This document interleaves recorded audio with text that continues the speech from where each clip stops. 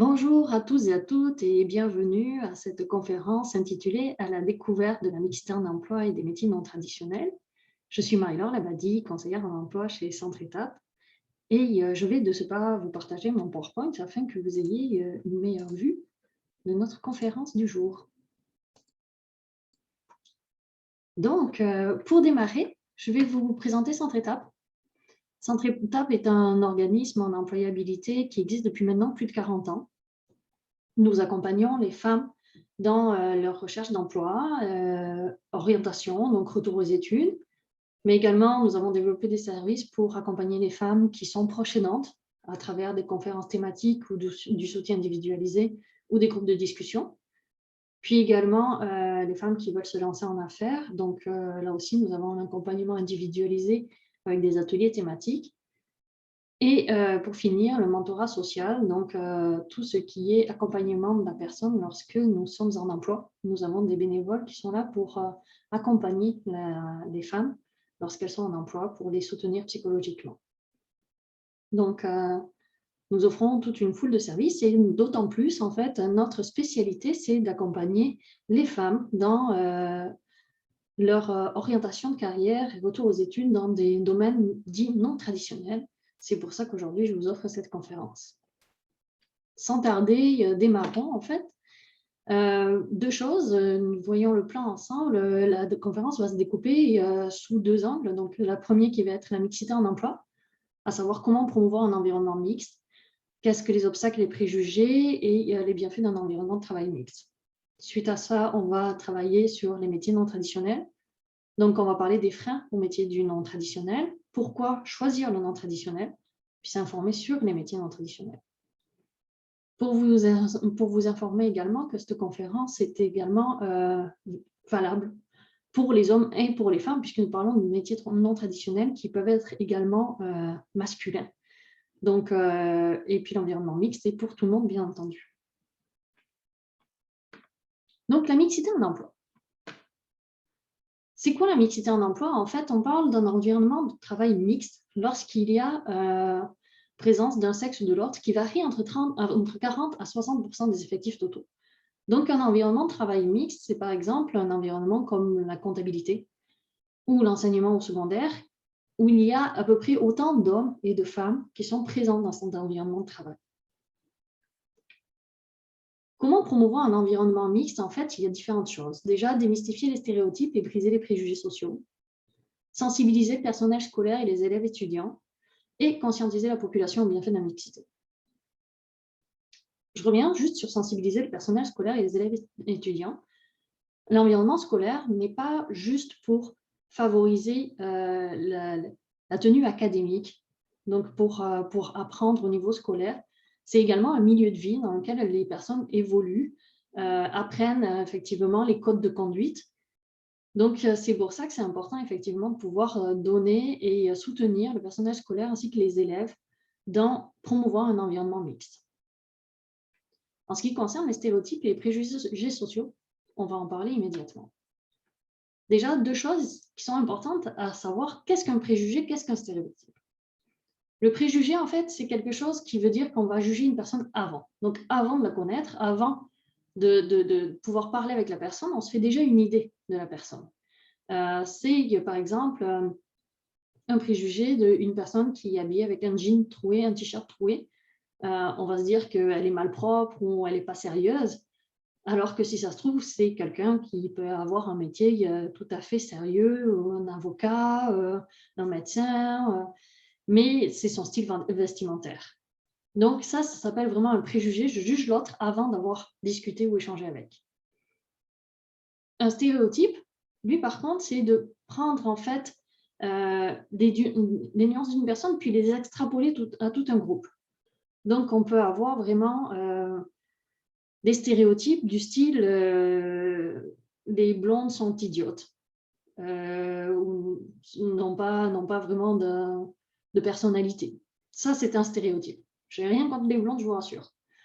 Mais c'est pour vous expliquer les types de stéréotypes que l'on peut avoir. Donc, c'est important de pouvoir faire la différence entre les deux. Et c'est important de savoir que nous en avons tous. Des préjugés et des stéréotypes, nous en avons tous. Ce qu'il faut savoir, c'est comment passer au travers de ça. Donc, pour les préjugés, c'est vraiment apprendre à discuter avec la personne, ne pas rester juste au niveau du visuel. Puis les stéréotypes, ça va être la même chose, en fait. Ça va être de se dire que chaque personne est individuelle, est un individu à part entière. Donc, de ne pas faire une généralité de ce que l'on voit. Pour vous donner des exemples, les préjugés stéréotypes, on a par exemple les filles qui sont sensibles, calmes, réfléchies, qui aiment la lecture, prendre soin des autres. Les garçons qui sont forts, bruyants, sales, qui aiment faire de l'activité physique, des travaux manuels. Mais en fait, les filles peuvent aussi aimer les travaux manuels. Les garçons peuvent aussi être calmes et réfléchis. On n'est pas obligé d'être associés à notre sexe, comme les filles ne sont pas obligées d'aimer le rose et les garçons ne sont pas obligés d'aimer le bleu. Ils peuvent s'habiller en vert ou en orange. Il n'y a aucun changement. Quand on parle de milieu scolaire, je vous en parlais tantôt, nous avons par exemple les affiches d'Élise Gravel qui ont pas mal fait le tour dans les milieux scolaires, qui en fait démystifient les préjugés et les stéréotypes, notamment en disant que les filles peuvent être fortes, meneuses, sales, drôles, et les garçons peuvent pleurer, être sensibles, être affectueux. Donc, ça existe, puis il ne faut pas le prendre comme « Ah, c'est pas normal parce que je suis triste et que je suis un garçon, je ne devrais pas avoir de sentiments. » Non, c'est la réalité. Vous avez le droit, effectivement, comme les filles peuvent effectivement être en colère, crier, râler. Donc, c'est important, ces stéréotypes-là, de passer à travers. Puis dans les milieux scolaires, les affiches d'Élise Gravel ont vraiment été très utilisées, puis ont amené à beaucoup de discussions dans l'environnement scolaire qui a été bénéfique, effectivement. Les bienfaits d'un environnement de travail mixte, il y en a plusieurs qui ont été effectivement prouvés avec des études. Donc, nous avons tout ce qui est accroître l'attraction de personnel qualifié, favoriser l'engagement du personnel à long terme. Les gens vont se sentir plus épanouis dans un environnement de travail mixte.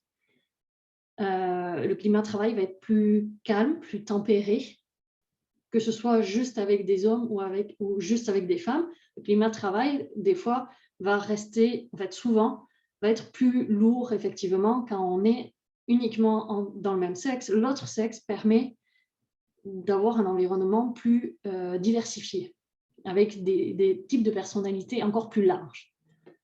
Ça permet aussi de diminuer le taux de roulement, l'absentéisme. Donc, il y a moins d'absence lorsqu'on est sur un environnement qui est uniquement féminin ou uniquement masculin. Parce qu'il y a différents facteurs qui font ça, notamment la conciliation travail-famille, les risques de blessures. Donc, on se rend compte qu'effectivement, ça favorise, l'environnement de travail mixte favorise un roulement personnel moindre. Puis, ça améliore effectivement la gestion du stress, puisqu'on peut plus facilement se reposer les uns sur les autres quand il y a un environnement de travail mixte également, puisqu'il y a plus de collaboration et d'entraide entre sexes. Donc, je pense que j'ai fini effectivement avec la mixité en environnement de travail. Comme je disais, la mixité, c'est un environnement, c'est un bienfait qu'il faut favoriser dans tout environnement, que ce soit effectivement professionnel ou également académique, donc au niveau scolaire. On va aborder maintenant les métiers non traditionnels. Donc, un métier non traditionnel, c'est quoi en fait un métier non traditionnel? C'est ce qu'on appelle un métier soit à prédominance féminine ou à prédominance masculine. C'est un métier où il y a moins de 33% d'un des deux sexes qui l'exerce. Je vous donne de ce pas un exemple. Vous avez tout ce qui est métier non traditionnellement féminin, qui vont être tout ce qui est métier de la construction, tout ce qui est électricien, tout ce qui est conductrice de camion, il y en a peu, tout ce qui est ingénierie, tout ce qui est avocat associé. Avocate, il y en a. Avocate associée dans des cabinets, il y en a beaucoup moins. Donc, ça, ce sont des métiers qui sont non traditionnellement féminins. Pour les métiers non traditionnellement masculins, vous avez tout ce qui est service à la petite enfance. Donc, éducateur en service de garde ou en petite enfance, en garderie. Tout ce qui est infirmier, préposé aux bénéficiaires, il n'y en a pas, ou peu. En fait, oui, il y en a, mais très peu. Puis, le milieu de l'esthétique, il y a très peu d'hommes également. Donc ça, ce sont juste des métiers pour pouvoir vous donner un aperçu de... Il y a beaucoup plus de métiers non traditionnellement féminins, mais il y a quand même beaucoup aussi de métiers non traditionnellement masculins. Donc, vous voyez que ça existe dans les deux domaines. En fait, pourquoi les personnes ne vont pas faire le choix du non traditionnel? En fait, pourquoi elles ne pensent pas aller faire le choix du non traditionnel? Plusieurs choses. Il y a des manques de modèles dans la société, dans notre famille, dans notre entourage. Nous avons peu de modèles qui occupent un emploi non traditionnel. Donc, si le métier de la construction vous intéresse, que vous êtes une femme, vous n'avez peut-être pas de charpentière menuisière ou de personnes qui occupent des emplois non traditionnels autour de vous. Donc, c'est quelque chose que vous n'avez pas l'habitude, vous ne pouvez pas vous référer à quelqu'un. C'est pareil au niveau médiatique, il y a peu de femmes qui font des métiers non traditionnels ou d'hommes qui font des métiers non traditionnels qui sont très connus. Il y a un manque de connaissance des métiers. Il y a énormément de métiers à travers le monde et à travers le domaine professionnel qui existent. Donc, c'est normal de ne pas tous les connaître. De ce fait, quand on ne connaît pas les métiers, on ne peut pas s'y diriger. Donc, c'est pour ça que c'est important de faire appel à des conseillers ou conseillères d'orientation. Il y a la peur de l'inconnu. Je ne sais pas si je vais être bonne là-dedans, je ne sais pas si je vais être douée, je ne sais pas ce qu'on attend de moi, comment je vais faire. Donc, je vais plutôt aller sur un autre domaine parce que ça, je connais, j'ai des référents. L'absence de soutien est vraiment très, très importante également. C'est un des freins principaux qui fait que finalement, les gens ne vont pas dans le domaine non traditionnel, en fait. Souvent, la famille qui va dire, là, tu ne vas pas rentrer en construction, tu vas être juste avec des gars, ça n'a pas de sens. Ou tu ne vas pas faire coiffeur, de toute façon, c'est un métier pour les femmes. Ça, c'est vraiment difficile parce que beaucoup de gens vont renoncer à leurs rêves parce qu'ils n'ont pas de soutien au niveau de la famille ou des amis. Le manque de confiance en soi. Donc là aussi, est-ce que je suis bon ou bonne? Est-ce que j'ai les compétences? Est-ce que j'ai la bonne attitude pour avoir ce genre de métier? Puis là, on revient encore sur les préjugés et stéréotypes. Il y en a toujours, il y en a plein. Donc là aussi, c'est des choses qui vont vraiment bloquer le choix de carrière des personnes. Parallèlement à ça, pourquoi on choisit le non traditionnel? En fait, il y a beaucoup de professions non traditionnelles qui offrent de bons salaires, de bonnes conditions de travail, mais qu'on ne connaît pas. Mais il y a beaucoup, beaucoup de bonnes conditions. Il y a aussi beaucoup de bonnes perspectives d'emploi. Vous avez vu récemment le gouvernement qui a annoncé que dans le domaine de la construction, ils doivent embaucher 11 000 personnes par année. On est en manque de personnel. On est vraiment en gros manque de personnel. Et puis, ce sont des bonnes conditions. Donc, c'est des choses, ce sont des professions non traditionnellement féminines sur lesquelles on peut travailler effectivement. Puis, on choisit le non-trad parce que ça nous plaît. C'est comme tout, ça nous plaît. On aime évoluer là-dedans. On aime le travail manuel. On aime prendre soin des personnes pour les hommes. Donc, on va aller plus dans tout ce qui est travail social et soin à la personne. Donc, c'est pourquoi on choisit le non-trad? Parce qu'on a ce désir à la base. J'ai établi un petit tableau juste pour vous donner un comparatif. En fait, quand je vous disais qu'il y avait des bonnes perspectives d'emploi pour des métiers non traditionnels, souvent, en fait, il y a, juste pour comparer, des métiers traditionnellement féminins, un métier traditionnellement masculin. Un métier traditionnellement féminin qui est couturier, couturière, et le métier traditionnellement masculin qui est soudeur. Si on regarde au niveau des intérêts et des qualités personnelles, les intérêts pour le métier de couturière, c'est d'aimer travailler à partir d'un plan, aimer travailler de façon méthodique, aimer travailler physiquement, manipuler des instruments, être minutieuse, créative et avoir une bonne dextérité manuelle. Si on va du côté du métier de soudeur, c'est exactement les mêmes intérêts et qualités personnelles. Au niveau de la formation, les deux prennent un DEP, à peu près le même nombre d'heures. Donc, on n'est pas très, très loin. Par contre, si on va sur le salaire moyen, une couturière touche en général 27 000 $ par année, tandis qu'un soudeur, en général, touche 41 000 $ par année. Donc, vous voyez qu'il y a vraiment une grosse différence de salaire, que les perspectives d'emploi sont excellentes au niveau de la soudure et elles sont bonnes au niveau de la couture. Mais on se rend compte que 98% des femmes occupent le métier de couturière, 2% occupent des métiers de soudeur. Donc, vous voyez qu'il y a quand même une grosse marge, effectivement, de là atteindre une mixité.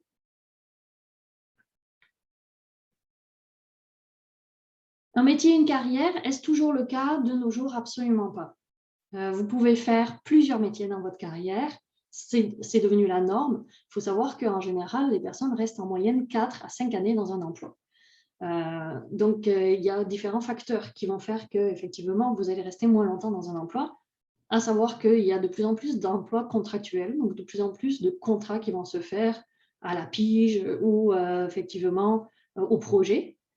Il faut savoir que les technologies vont faire évoluer les métiers et imaginez un photographe dans les années 90 puis un photographe de nos jours, il n'a plus la même clientèle, il n'a plus les mêmes outils.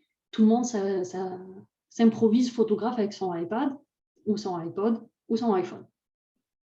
Sauf que être photographe demeure quand même un métier avec une expertise. Donc, vous voyez, les technologies ont vraiment fait évoluer les métiers, puis c'est partout pareil. Les cordonniers, il y en a moins. Par contre, on voit des nouveaux métiers se créer comme influenceurs. Donc, il faut jouer effectivement à ça. C'est pour ça que c'est plus vrai qu'un métier, c'est une carrière. Ça l'était, mais maintenant, on évolue beaucoup trop vite pour pouvoir faire une carrière de son métier. Le savoir-être est plus important que jamais. Qu'est-ce qu'on entend par le savoir-être? Ça va être la personnalité, l'attitude. Oui, on va embaucher du monde en fonction de leurs compétences, mais on va beaucoup embaucher aussi en fonction du savoir-être. Ce que veut savoir l'employeur, c'est est-ce que vous allez fitter dans l'équipe? Est-ce que vous êtes motivé? Est-ce que vous voulez évoluer? Est-ce que vous avez des idées, des projets? C'est votre attitude que la personne veut connaître. La formation continue et tout au long de la carrière, effectivement. De plus en plus, la formation continue est présente. Vous pouvez apprendre, vous pouvez faire tout au long de votre carrière, vous pouvez apprendre un métier ou des métiers différents.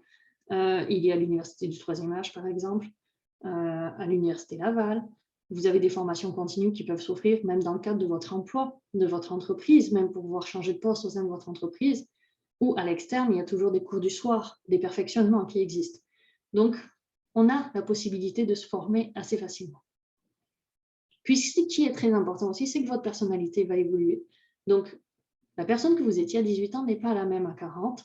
Vos besoins, vos envies, votre motivation est différente. Donc, votre carrière, vos métiers, vos choix vont être différents en conséquence.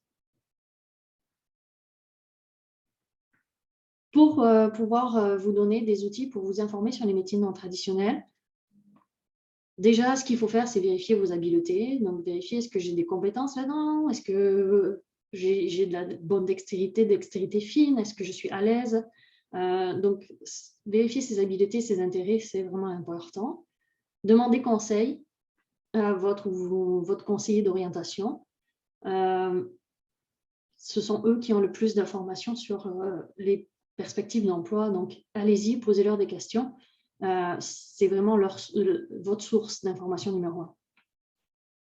Regardez les possibilités de métiers non traditionnels. Il y a des sites internet, donc par exemple sur IMT en ligne, donc information du marché du travail en ligne. Les femmes, puisqu'il y a beaucoup plus de métiers non traditionnellement féminins, donc les femmes peuvent sélectionner, explorer un métier ou une profession, peuvent sélectionner métiers non traditionnels, puis vous avez tous les métiers qui apparaissent avec les possibilités d'emploi et les perspectives d'emploi. Donc, regardez les perspectives d'emploi pour les années à venir.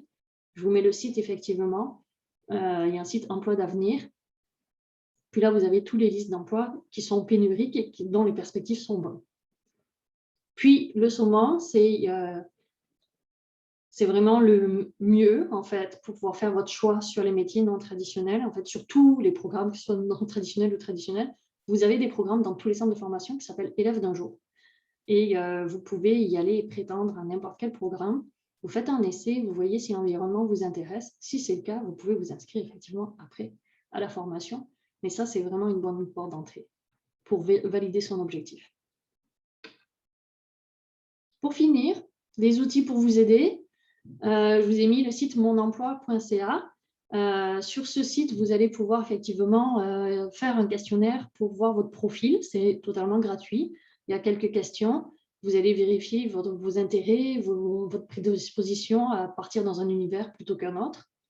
C'est très intéressant. vous avez un avenir, une carrière, un emploi à mon image. C'est un guide que Centre-Étape a développé en collaboration avec notre organisme ATF, l'organisme en employabilité situé au Saguenay. Donc là aussi, vous pouvez avoir des informations.